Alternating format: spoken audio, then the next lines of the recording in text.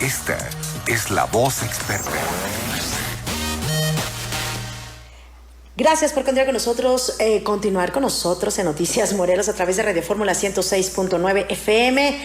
Es martes y agradezco que se encuentre con nosotros la voz experta de Fórmula Jurídica de todos los martes, el maestro Omar Alexandro López Ortiz. ¿Cómo está, maestro? Excelente tarde. Muy bien, Tere, igualmente, excelente tarde para ti y saludos para todos tus radioescuchas. Un placer estar en tu programa. No, un placer que nos acompañe, porque no nos abandona, está con nosotros en las buenas, en las malas, en los días de descanso, en los días que no son de descanso, está usted aquí, por supuesto con temas de suma importancia para todos los radioescuchas. El día de hoy vamos a tocar un tema y tiene que ver precisamente con la reforma que recientemente fue aprobada y que tiene que ver con los pueblos indígenas afromexicanos. ¿En qué consiste esta reforma de los pueblos indígenas? ¿Qué beneficios trae consigo? ¿O qué es lo que contiene esta reforma?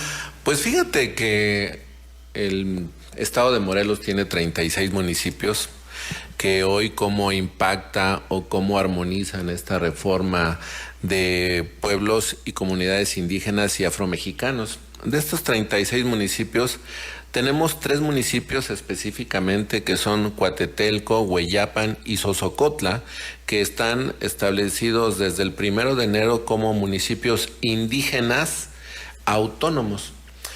Pero en esta reforma se preguntarán los ciudadanos de a pie y los que forman parte de estas comunidades cómo impacta o cómo se beneficia esta reforma. Y se deja de mencionar algunas comunidades como Cuentepec, ¿sí? Como estas, hay otras que están aquí en la Clicerio Alanís. Al oriente también, sí. En el municipio de Cuautla, que de hecho quiere ser pueblo indígena. Tetelcingo. Es correcto. Entonces, todas estas comunidades. Alpuyeca también quiere ser. ¿Cómo se refiere a esta reforma? Bueno, primero también tenemos que referirnos que en el estado de Morelos el español es la lengua predominante, pero tenemos 3 lenguas indígenas, que es el náhuatl, el mixteco y el tlapaneco, que normalmente guarda una relación de guerrero, el mixteco Guerrero y Oaxaca, y el náhuatl pues, de las comunidades rurales. ¿En qué consiste esta reforma? Específicamente, Tere, se refiere al artículo 2 de la Constitución Política de los Estados Unidos Mexicanos. Se agregan párrafos muy específicos, como lo son, define las comunidades indígenas como las comunidades integrantes de un pueblo indígena, aquellas que forman una unidad social, económica y cultural asentadas en un territorio y que reconocen autoridades propias de acuerdo con sus sistemas normativos. Se reconoce a los pueblos y comunidades indígenas como sujetos de derecho público con personalidad jurídica y patrimonio propio. Es decir, no necesariamente tienes que estar constituidos como municipio. Valdría solamente establecer que es un pueblo indígena, es una comunidad indígena que tendrá personalidad y tendrá patrimonio propio si así lo consideran, porque antes se establecía que solo podías tomarse en cuenta los usos y costumbres. Hoy ya los reconocen y esto les da esta posibilidad. En el artículo 2 también se refiere y se agregan prácticamente 4 fracciones, de la fracción cuarta a la fracción séptima del artículo 2 de la disposición que hemos estado mencionando, y que refieren su fracción cuarta: preservar, proteger y desarrollar su patrimonio cultural, material e inmaterial, que comprende todos los elementos que constituyen su cultura e identidad. Se reconoce la propiedad intelectual, es decir, aquel que sabe hacer el cuescomaque, ¿no? Aquel que sabe hacer los cestos de Istle o los cestos de Carrizo. Correcto, ya pueden registrarlo en el en el INPI, que se pueden registrar incluso como marcas. La fracción quinta: promover el uso, desarrollo, preservación, estudio y difusión de las lenguas indígenas como un elemento constitutivo de la diversidad cultural de la nación, así como una política lingüística multilingüe que permita su uso en los espacios públicos y en los privados que correspondan. Es decir, que en estos pueblos y en estos municipios tendrá que haber descripción, mensajes, nombres de calles, evidentemente de acuerdo a su lengua y de acuerdo a la lengua que ellos estén utilizando y que pueda ser identificado, y que incluso esta dualidad que puedan tener estos pequeños niñas, niños y adolescentes que van creciendo con esta dualidad de tanto la lengua como el idioma español. No me he percatado del nombre de las calles en los municipios indígenas, ¿eh? No. Creo que al parecer no tienen... No, la nombres, nomenclatura y sí, los no. nombres de las calles siguen siendo de personajes históricos, pero no establecidos con esta No tan lengua. históricos, sino de personajes que pasaron en la administración del Consejo Municipal. O de incluso de los futbolistas, ¿no? Que bueno, que acaban de pasar.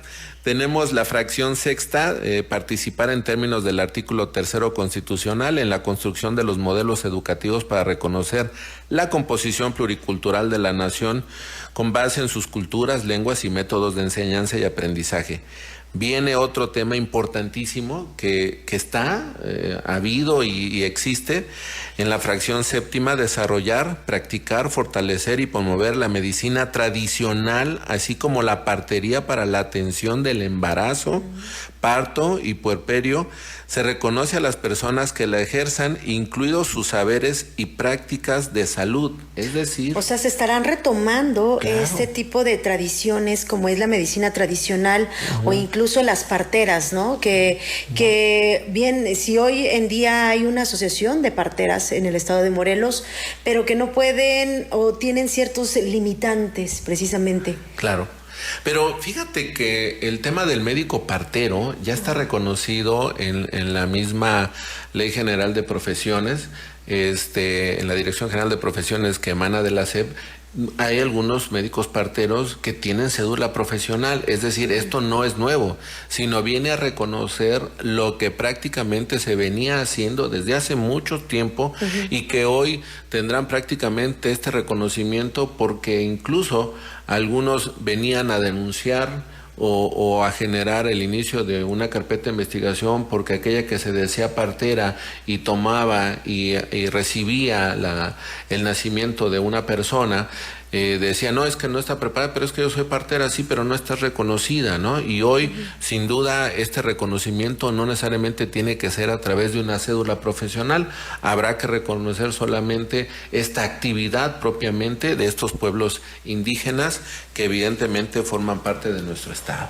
Es decir, entonces es una reforma que busca resaltar los usos y las costumbres, el trabajo incluso artesanal que se hace en cada uno de estos municipios indígenas y que, busca también preservar lo que se tiene y se mantiene con ese tipo de actos, tal vez. Claro, e incluso en la parte de la fracción décima habla sobre elegir en los municipios con población indígena representantes en los ayuntamientos, de acuerdo con los principios de paridad de género y pluriculturalidad conforme a las normas aplicables.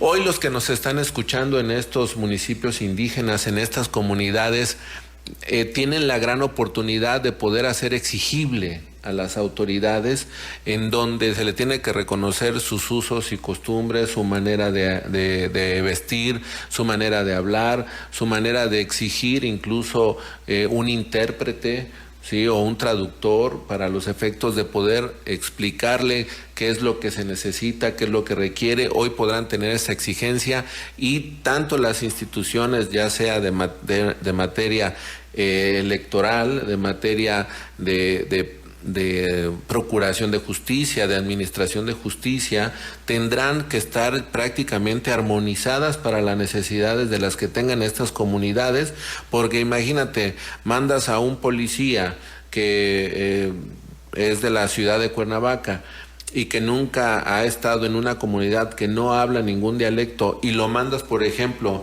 a Xosocotla, ¿sí? A generar evidentemente prevención del delito, pero ni siquiera sabe hablar el dialecto y te encuentras con un ciudadano que hable un dialecto, te vas a encontrar en todo ese enramaje que cómo vas a resolverlo.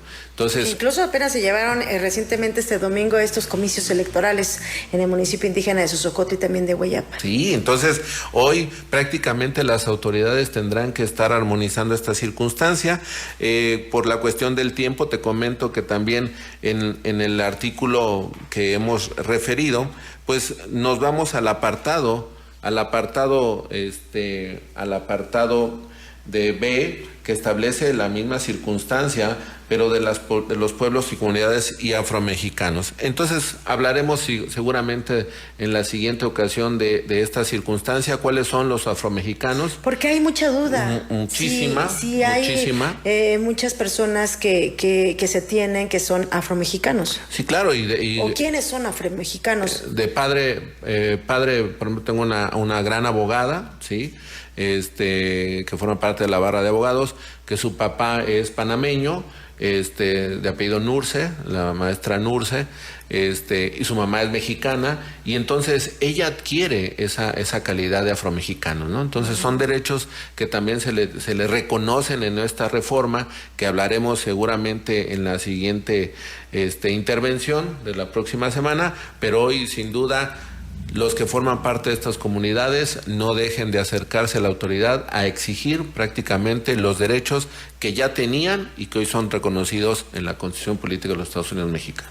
Un tema demasiado interesante que no se había tocado, de esta reforma precisamente de pueblos indígenas, fue aprobada cuando se dio toda esta controversia por la reforma del Poder Judicial, que la adhesión de la Guardia Nacional a la Sedena, entonces no se había tocado, y es importante precisamente para todos y cada una de estas comunidades. El tiempo se nos terminó, Andy ya nos anda apurando, y le agradezco maestro, la próxima semana estaremos hablando de este tema. Muchísimas gracias. Saluda a tus radioescuchas. Muchísimas gracias. Es el maestro Omar Alexandro López Ortiz, la voz experta de todos los martes. Hacemos una pausa, regresamos.